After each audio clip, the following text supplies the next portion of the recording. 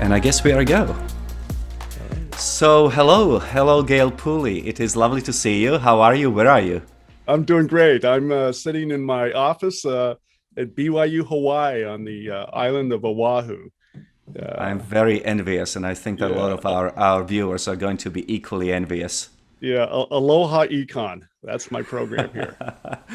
Very good. So, it's funny, but I was thinking we have been at this for 4 years, I guess, because this is the fourth installment of the Simon Abundance Index. Yeah, I think it started back in I think 2018, 2017 when I happened to run across an article that you kind of posted a little tweet. And I says, "Oh, this is interesting." So I kind of clicked through, and you'd written this really interesting article about Julian Simon and population and commodity prices, and so I reached out to you and said, "Hey, this is a really good article. Have you thought about doing this article with time prices? Because you had done real prices, and real prices were Correct. showing that they're becoming more abundant, and so from that we started to kind of work and collaborate. And at the same time, that was the spring of 2018, and the Avengers movie came out, right? The Right. Infinity Wars. So we're watching Infinity Wars, and Thanos comes on, and he says something about the universe is finite, and the resources are finite. If life is left unchecked, it will cease to exist. It needs correcting. So I think this kind of re-inspired me to kind of go back and think, well, where did Thanos get this idea? And it was back to this Paul Ehrlich stuff from the 1960s and 1970s, the population bomb and so forth. And at that time, you had this obscure economist that kind of stood up and challenged him. Julian Simon said, I don't think that's right. I think people are actually making things more abundant. And so that's when you and I started to kind of go deep on what his theories were and what his thinking was. And then part of it was they had this bet, and that bet was this beautiful bet uh, about what abundance was, and what was going to happen in the future to these basic commodity prices, those five metals that Julian said, "Hey, Paul, go pick five of these metals, whatever you want, and let's have a bet. Yeah, And I think I how think much do that's you want the to bet?" I think that's the important part of the one of the most important parts of the information is that it was Ehrlich who selected those five metals in 1980, and then over the next decade, they continued their intellectual sparring until 1990. They look at the prices, and it turns out that inflation-adjusted prices, there it is, have fallen, and Ehrlich has to send Julian Simon a check for $576. By the way, his wife signed it, not Ehrlich himself, Paul Ehrlich, who is still with us, by the way. But Yeah. he had his wife sign the check to Simon.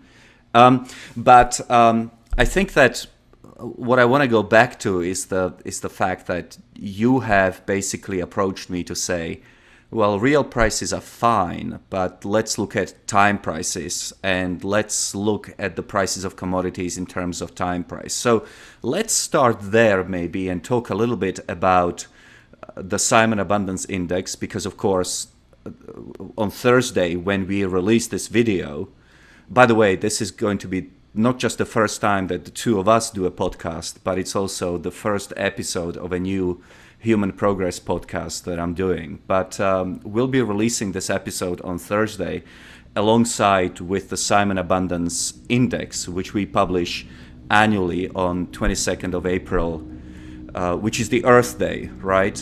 And so the Simon Abundance Index is measured in time prices. Can you explain to our viewers and listeners what a time price is? So the assumption, and this is not a new thing. It really Julian Simon talked about it. Adam Smith actually talked about it, and it's the idea that we buy things with money, but we really pay for them with our time.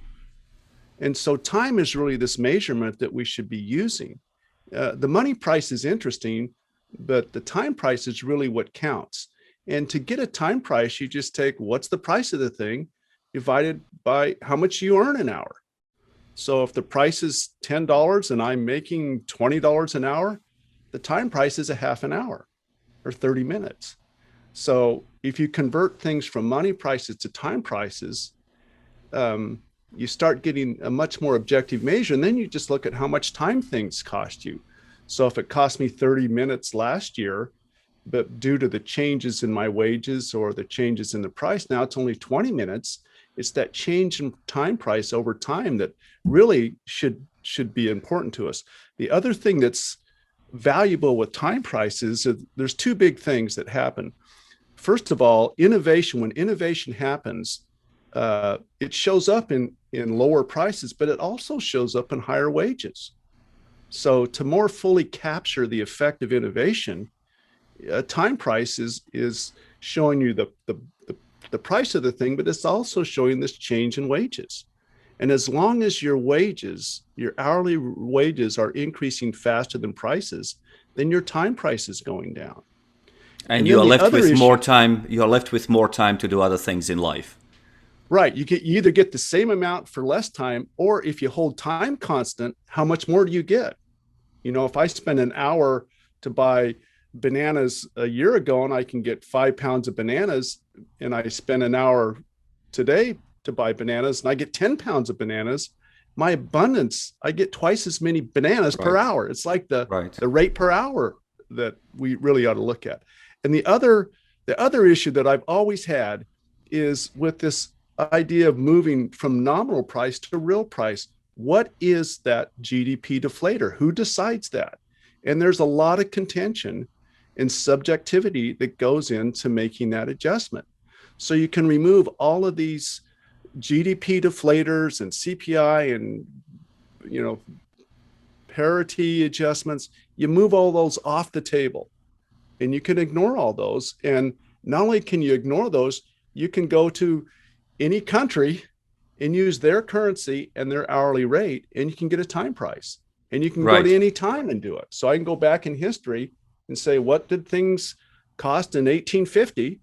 And what were the wages in 1850? And I can get a time price in 1850. And then I have a number that's much more objective to then start looking at how that price is changing over time.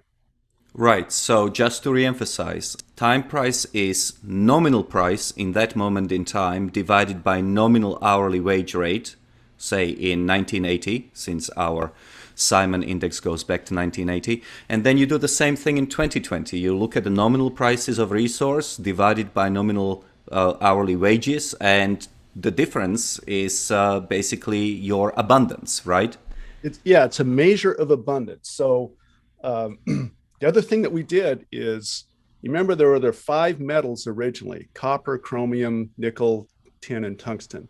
And those don't change over time. It's not like a computer or cars that change over time. These are fundamental basic commodities that aren't really changing.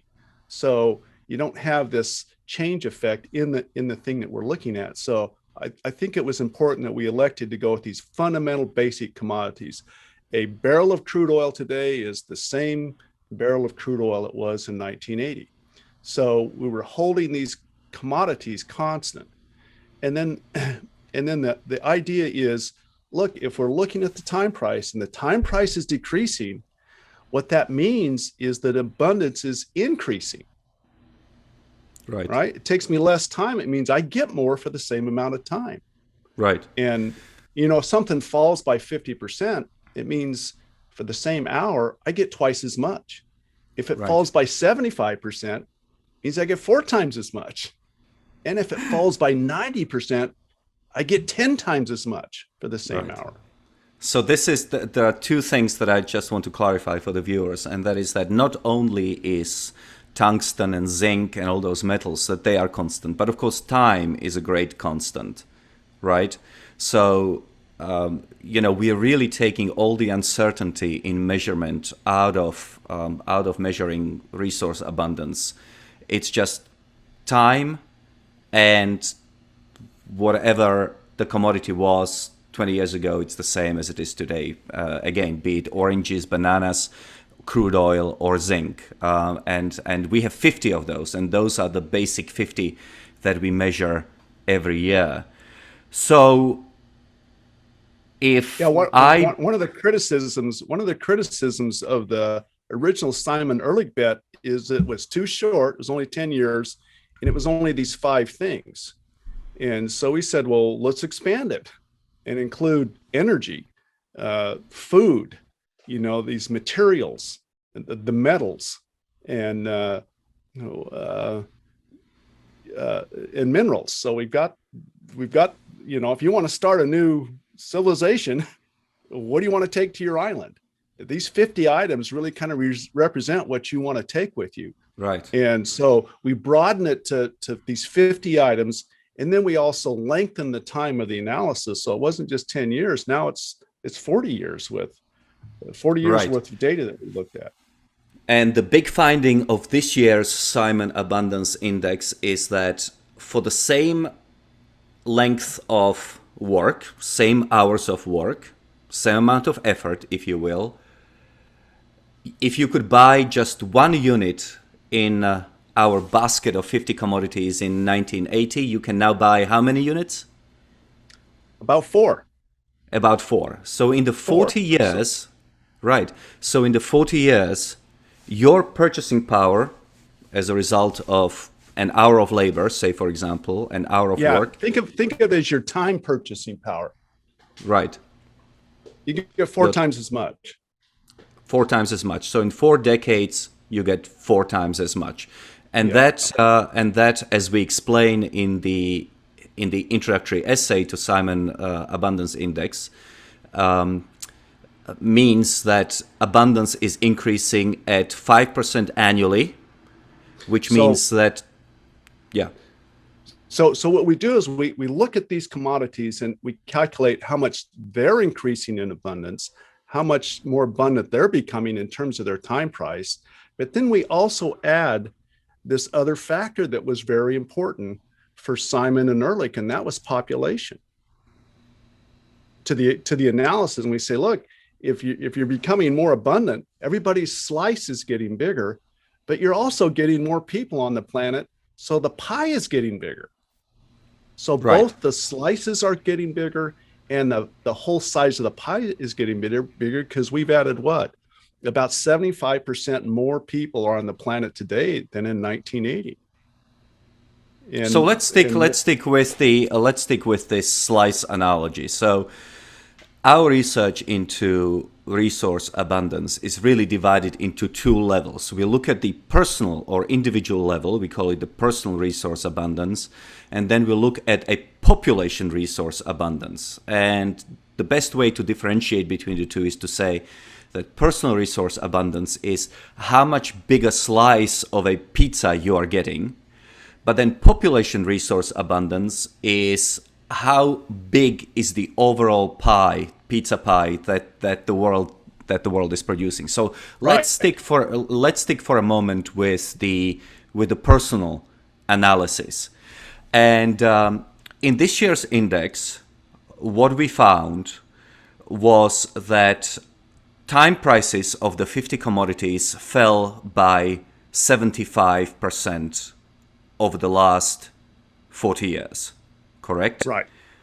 Now, during the same amount of time, 40 years, we have also increased population by 75.8%. So basically, it's 75% decrease in prices and 75% increase in population, which means that every 1% additional growth in population results in 1% decrease in the time prices of commodities, correct? Yeah, and we can say they correspond. And it's interesting because Ehrlich made this argument that the population was causing a scarcity, and what we found is as population increase, it's actually we have this correlation or this correspondence to this increase in abundance. Yeah. So it's exactly opposite of what Ehrlich predicted, and it's what Simon actually predicted was going to happen. Yeah, I think it's quite right that you pointed out that it's corresponding or correlating. There are other things obviously going Yeah. on, but in our view, the message that we are pushing through the Simon Project is that people are clearly very important to growing abundance. Can you explain why people are important to the increase in resource abundance? What's the relationship there? How do people contribute? Well, if you think about how we actually grow an economy, it really is based on innovation. And innovation is just a new way of doing things. I come up with a new recipe, a new way of doing things that lets me create more for less. That innovation process really, um, if you dig deep into it, it's a consequence of people creating inventions. And those inventions are the product of ideas. So you really begin the thinking with individual human beings that have the freedom to act on their ideas and actually manifest their ideas in the form of an invention. And then the next level is to be able to take that invention, that product, that new service to a market someplace where it can then be evaluated or judged to determine if the market believes that person has actually created something of value. An innovation is a market successful invention. So you got all these inventions, but how many of them are actually valuable? Those that have become valuable in terms of how the market says, yeah, they're valuable. We will pay you more than it costs you to make this thing. You have created value. You know, my mom used to tell me that I was this genius inventor all the time when I was a kid, but I could never get anybody to buy my stuff that I invented. You know, I remained an inventor. I was never an innovator. Innovators take these things to the market, and that what we're really doing is we're growing the knowledge. And markets are really knowledge growing mechanisms where they produce this information. And so it plays a key role in creating knowledge that ultimately is what creates the value of things. It's not the atoms, it's the knowledge that we use to arrange those atoms, to organize these atoms, to create new arrangements of capital that create their value. And I think part of the reason why population numbers, that the absolute population numbers are so important, is because we don't know who the innovators are. We don't know where innovative ideas are going to come from. We know that the governments are quite bad at trying to stimulate the innovation process. We just know that occasionally there pops up an interesting person who is going to develop, penicillin, Yeah. or a Tesla car or something like that. So that basically says And, yeah, and I that think, the more people in the world you have, the greater the chance that there will be a genius amongst them who will be able to innovate something interesting. In other words, in a population of 1 billion people, you are likely to have many fewer innovators than in a population, as successful innovators than in a population of 8 billion people. Would you agree with that? right. And the other thing that I always remember is that I think this innovation genius is randomly distributed around the planet. And I always remember Steve Jobs. You know, his father was from Syria. His biological father was from Syria. So the question is, if Steve Jobs had been born in Syria and raised in Syria, would the world have been different? You know, we were fortunate that he was able to grow up in a place that was much more entrepreneur friendly, innovation friendly. So he was able to actually experiment with his ideas and act on his ideas. So what I always think about is how many Steve Jobs are in Syria today, or these other parts of the planet that don't have this environment that allows people to act on their ideas, to have these entrepreneurial um, activities where they can go out and create. And you get the other advantage when you get a larger population, your market also gets larger.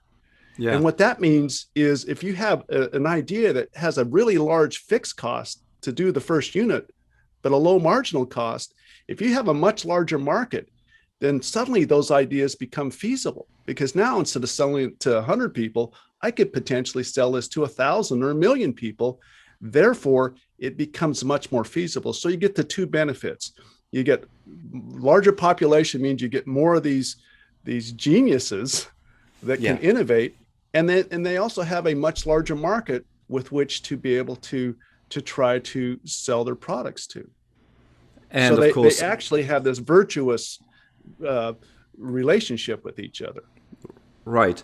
But your point about Syria and places like that, that really is just a different way of saying, isn't it, that the importance of freedom. In other words, if people live in places where they are not educated, where they don't have access to information, where they cannot really participate in the marketplace and try to sell their ideas, say in much of Africa, much of Asia, parts of Latin America, then these innovators and inventors are just going to sort of live out their lives without ever contributing to the stock of human knowledge and die precisely because they don't have access to a society as free as ours and access to different forms of capital, including financial capital. I mean, I assume that one reason why my former countryman, Elon Musk, left South Africa for the United States is precisely because it is here that his ideas can take flight, whereas they would be unable to do so in a country like South Africa. Exactly. And I think, our model, our thinking is that you've got to have people, but they also have this degree of freedom. So it's how many people do you have and how much freedom do they have? And those two factors are really kind of the key. And Julian Simon made this interesting comment. He said the ultimate resource is people, especially skilled, spirited, and hopeful young people endowed with liberty. He also added that clause, they have to have liberty. And they said, who will exert their wills and imaginations for their own benefits, and so inevitably they will benefit the rest of us as well.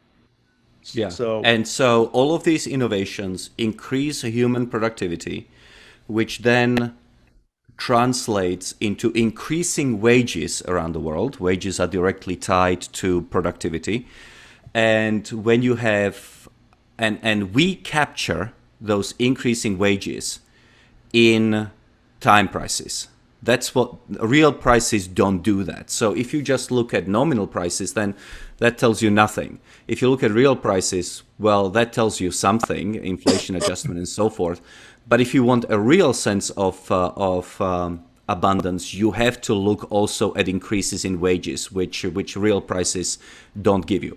Okay, so to summarize, exactly. we have found that time prices of the average time price of 50 commodities in the last 40 years fell by 75%. That means that for the same length of work, you get 4 units in our basket of commodities in 2020 as opposed to in 1980. That also means that human abundance has increased by 300%, right? That's the difference between the 1 unit and the 4 units. That's the 300%. And Right. and that means that abundance, this slice of the pizza that every individual has access to, has grown at 3.55% per year, and individual abundance has doubled every 20 years. So that's the first big finding of the Yeah. Simon Abundance Index 2021. Okay, now let's move to the global pie level. Here, let me tell you what we are trying to do, and then you can tell me whether I got it right. What we do here, we multiply that personal abundance, that pizza slice, by the additional number of people who are alive to get at that big juicy pie. Did I get it right? Exactly. Yeah. Okay, Yeah. so that And that really gets down to this issue that the dispute that Ehrlich and Simon had is that pie going to get bigger or smaller? And Simon Ehrlich's argument is the pie is a fixed size. It's finite.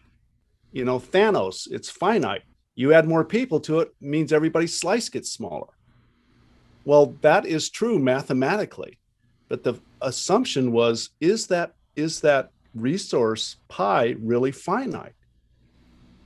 Well, we know that there are a fixed number of atoms on the planet. We don't disagree with that fact.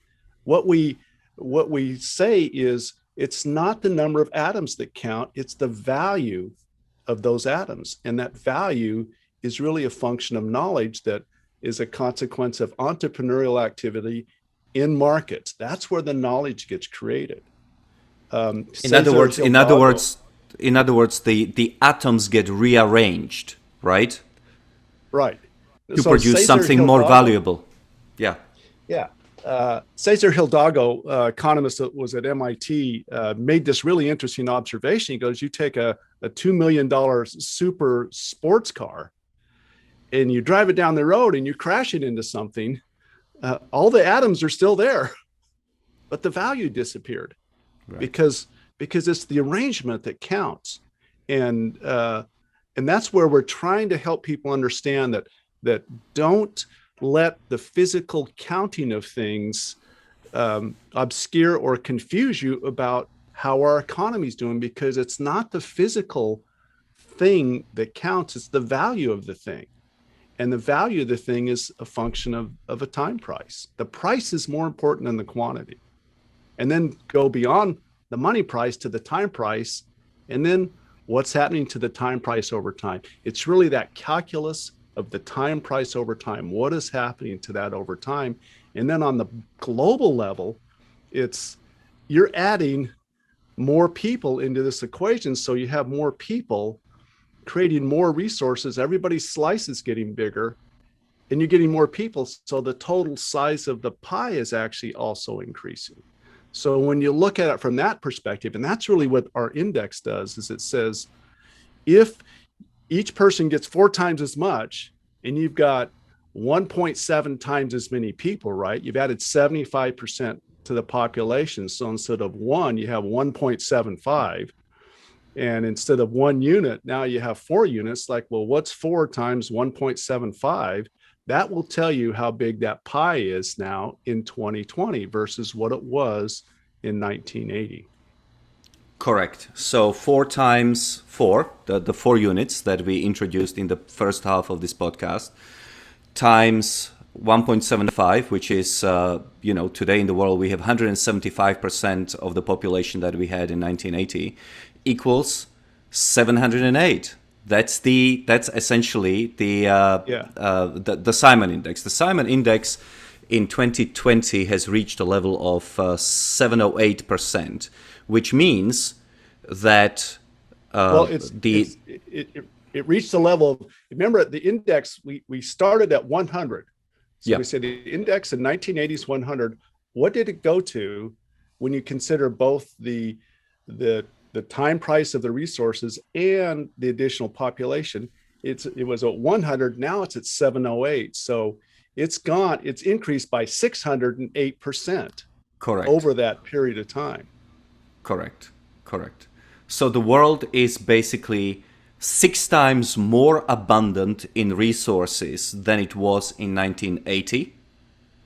That's the big finding of the Simon project. It's actually you went from 100 to 708. It's 7 times, but that percentage change is 608%. So yeah. So we are 7 times as abundant as we were in 1980, but we are 6 times more abundant than we were in 1980. That's, I guess, what I was trying to say. 600%. Yeah, the percentage increase versus, So I think the other issues, what I always think about, as economists, we're always thinking about the marginal contribution. What happens when the next thing, when you do the next thing? So when we apply that marginal contribution analysis to this data, what we find is for each 1% increase in population, your pie got 7% larger. Your pie got 7% larger each time population increased by 1%. Now, once again, was there was there a cause and effect? We're sorting that thing through, but it looks like it's pretty clear that the empirical evidence says there's a correspondence here that's very, very strong, that as population increases, this pie is getting bigger at a much faster rate than population is increasing. 7 times. That's right. Faster. That's right. And the rate that we have calculated is 5% per annum. The overall pie is growing at 5% per annum, which means that the pie doubles in size every 14 years, correct? Yeah. If you can stay at a 5% growth rate about every 14, 15 years, you will double the size of the thing that you're looking at, the pie. Because it's this compounded annual growth rate that we're observing. Yeah. And just to reemphasize for our listeners, when we talk about the overall pie, what we mean is the 50 most basic commodities as we have calculated them over the last 40 years. Now, at the end of the index, we mentioned the word superabundance. We call this superabundance. Why is it superabundance rather than abundance or subabundance? Why is it called superabundance? As we dug into this thing, we realized there's kind of these 4 levels of abundance. And we thought about the way that abundance was defined, how Simon and Ehrlich actually originally defined it. And Ehrlich said, there's a fixed pie. So we're never actually going to, the slices are going to continue to get smaller if we add more people to it.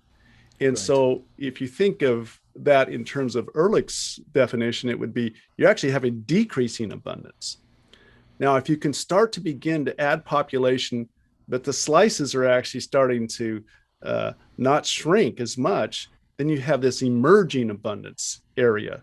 And then you get to where Simon was arguing, look, the slices aren't getting smaller. The slices are going to stay the same size at least. So you add more people and everybody gets the same slice of the pie. And then the next level was you start to see this accelerating abundance where not only are you adding more people, but everybody's slice is starting to also get bigger. And then this category of superabundance is where the slices are actually getting bigger than the population growth rate increase. So if you add 10% to the population, everybody's slice gets at least 10% larger. Even more.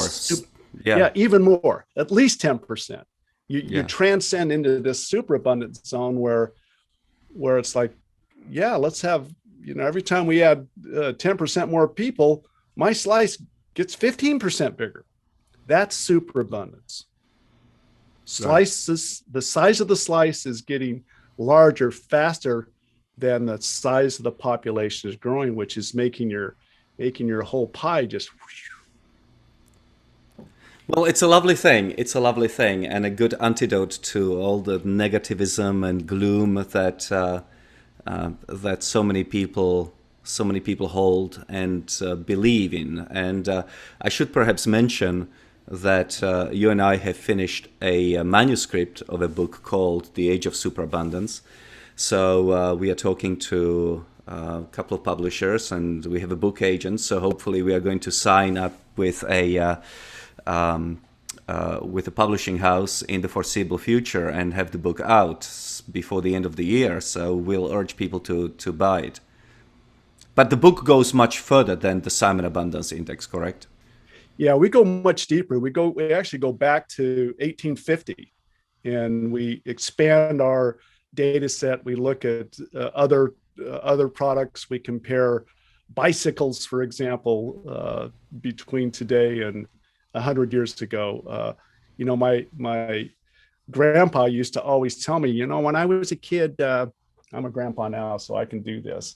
He'd say, when I was a kid, a Hershey bar only cost 5 cents. And today they cost 50 cents. That was a few years ago. And I'd say, Grandpa, but you're only making like 10 cents an hour. So it cost you half an hour to buy that Hershey bar. Today it's 50 cents, but I'm making $5 an hour. So it only cost me 6 minutes. So it's much cheaper today than it was then. And he would scratch his head and go, "Well, yeah, you're an economist. I guess maybe you're right." But it's like, that's the time price, right? And Yeah. so being able to go back in time and look at these, and fortunately, we've got some good data that go back, and we can find these prices in Sears Roebuck catalog, and we can find them, in old newspapers of the price of things. And then we also have wages. So we get the prices, nominal prices, get the wages, get the time price back then, and then fast forward to today. So one of the most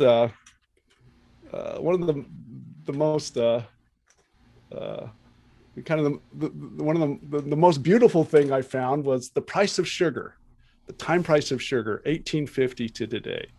If you were a blue collar worker, working at a blue collar job in 1850 versus today, the time it took you to buy 1 pound of sugar in 1850, you can get 227 pounds today.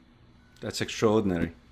It's like life has gotten so much sweeter. I mean, we've all gotten fatter, but it's gotten a lot sweeter in terms of sugar, and all these other things kind of are indicating similar. You start getting to prices that have dropped 90%, and remember, you get 10 times as much. Yeah, I'm looking at 90%. yeah, so that was your insight going back to 1850, but going back to 1980, between 1980 and 2020, you have 7 times as much sugar for the same length of work. For Right. example, just to give Yeah. an example, you have 7 times as much pork. You have almost 7 times as much salmon. Who would have thought? 7 times as much coffee. So there's a lot that has gotten significantly cheaper over the last 40 years. Yeah, I mean, everything. It's like everything. I mean, remember when we first started this, we were thinking, well, there's got to be something that's gotten more expensive. There's got to be something that's gone up. And we kept digging and digging, and of those 50 commodities, there was not one of them that had actually gone up in time price. They'd all gotten more abundant. They'd all become more abundant. Except for So one thing, we were and that's surprised too. except for one thing, and that's human labor. Human labor keeps on increasing in price. Our wages keep on increasing at above inflation rate, and that, of course, is all reflected in the time prices, which are really the core of Right. of our findings. So, what I think I want to do toward the conclusion of our podcast, we can, of course, talk a little more, but I just want to summarize the findings. So, the Simon Abundance Index, which we are coming up with on April 22nd, 2021, Earth Day, measures abundance of resources, 50 resources between 1980 and 2020. And what we found was that the time price, the nominal price of a resource divided by nominal hourly wage, has declined by 75%. Over the same period of time, the world added 75% more people, which means that every 1% additional population corresponded to 1% decline in time price. For the same length of work, instead of buying 1 unit in our basket of commodities, you can now get 4. So that's pretty cool. And then the global pie, the overall global abundance has increased by 608% in the intervening 40 years, which means that abundance of resources has been growing at 5% per annum, and abundance doubles every 14 years. Those are the main findings of Simon Index 2021. What do you want to add as we come to the end of the podcast?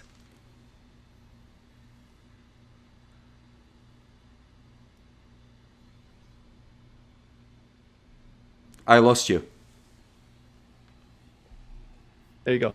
So There you go. I would just say, look, we tend to think of this innovation happening with high tech stuff. The new Mac comes out, the new iPhone, and it's faster, and it's this kind of high tech level of things where the innovation's occurring. But but what I think we see here is, innovation is occurring at all these different levels. And this basic level of commodities, when we see that happening, where they've become much more abundant, what it really suggests is the people that are in developing places, the poor, they are the primary beneficiary of this increase in abundance in these basic commodities, because so Right. much more of their income is devoted to food, for example, or energy.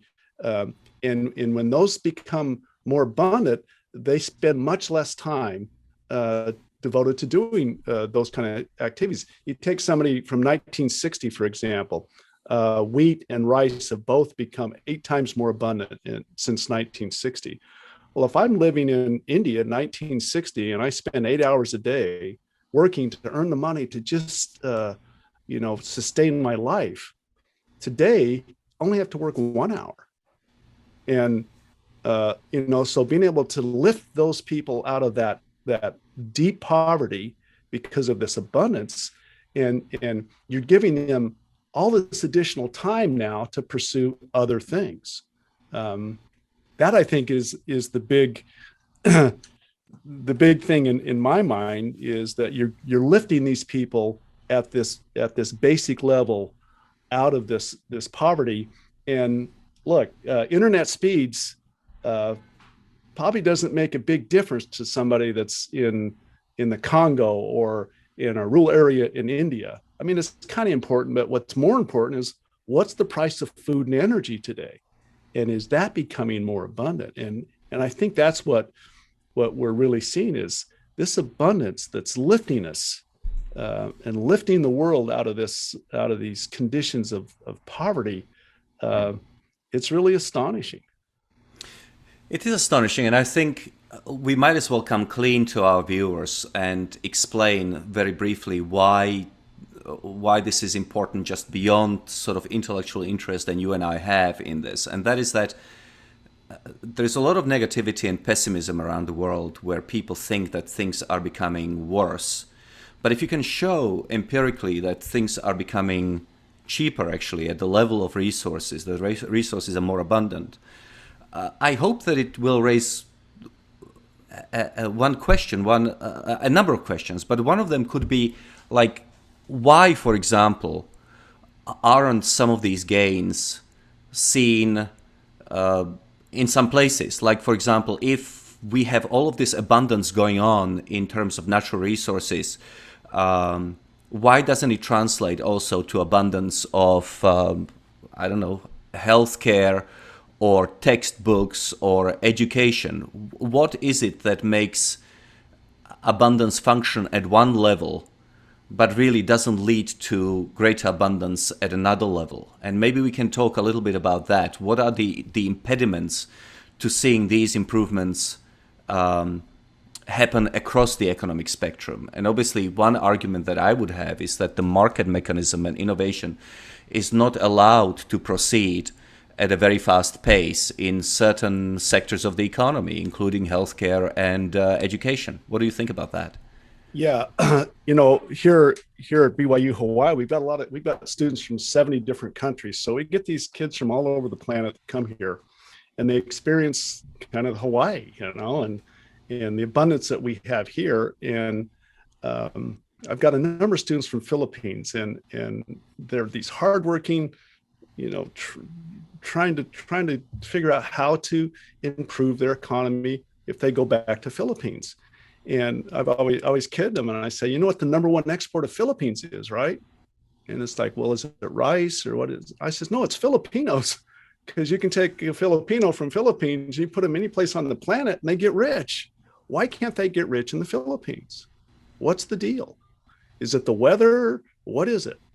And I think fundamentally you have these institutions, government institutions, that do not allow people the freedom to innovate, the freedom to be able to grow knowledge and discover new ways of creating value for each other. And those institutional impediments, rules, regulations, bureaucracies, or whatever, that kind of oppress people's ability to discover these ways to create value, that I think explains much of the difference in the planet. You look at North and South Korea, just fly over that place at night and say, what's going on between those two places? Are right next to each other. Well, I mean, your experience with the former Czechoslovakia is like, what happened there? East and West Germany, there's something, it's not physical. There's something culturally, there's something different there in it. And it really, I think, has to do with, the role of a government institution. Does it encourage people to create or not? And I think Right. we look at China. Look at China, what happened in China over the last 30 years. Just add a little bit of freedom to all of these people, and suddenly they begin to flourish. Or the And difference between Chinese in Hong Kong, who are extraordinarily rich, and the Chinese on the mainland until recently, who were extraordinarily poor. But I think that also shows that culture, whilst important, is not a determinative factor here, because obviously, the East and West Germans were very similar culturally, if not the same. But it was, institutions which held them back and made one more prosperous than the other. But I guess what I was driving at is that, you've got a lot of pessimism in the United States, in large part because there are certain sectors of the economy which do not show the same abundance gains as we are showing in resources. And whenever I publish something about the fall in price of resources, somebody will say, but what about education? And I think it's very important to say that, in large parts of the American educational sector, for example, you have monopolies. You don't really have competition going on. You cannot bring the prices down. Same in the healthcare sector, a lot of monopolies. You cannot, for example, in places like Virginia, you cannot build a hospital just because you want to with your own capital. You have to have the permission of the surrounding hospitals to let you build a hospital. Why on earth would I want to allow a competitor into my monopoly? And so, so I guess all I'm saying is that I hope that the Simon Abundance Index raises a lot of questions on different subjects, but one of them should be, in my view, why is it that we are getting such huge abundance gains in the stuff that you and I measure, but not in other areas? What is the impediment to seeing things become more affordable and more available in education and healthcare and that sort of thing? yeah, I think it has to do with this. Are people free to learn new things in those industries? Or is there a monopoly? Or is there a culture that it does not look upon new ways of doing things as a positive thing? If I come up with a new drug, what's it take me to get a drug approved today? $1 billion, 5 years, 10 $1 billion, years, yeah. and so who wants to risk doing that when we'll just continue to do the same old thing? And then the third party pay issue with healthcare, when you have litigation, this cloud of litigation and regulation that's attempting to push all of the risk out of an industry. Can we make life risk free? And if something goes wrong, who can we sue? Well, you've told all of these people that are willing to try to risk something, don't take the risk, because if you're if there's a problem here, you're going to get sued. You're going to get sued, but also the government is pushing a lot of, or rather, there's a third parties pay for healthcare rather than the patients themselves. They don't have any incentive to shop. And one of the things that we show in the book, and I'm going to leave that as a teaser to our viewers, because hopefully it will be one of the reasons why they buy the book, is that we show extensively that cosmetic surgeries have fallen in the last 20 or 30 years quite dramatically, whilst the overall healthcare costs have been increasing. So when you allow competition, when you allow people to shop for price, you can get gains even within the medical sector. It's just the one medical sector which happens to be not to be heavily regulated by the government and heavily subsidized by the government. Yeah.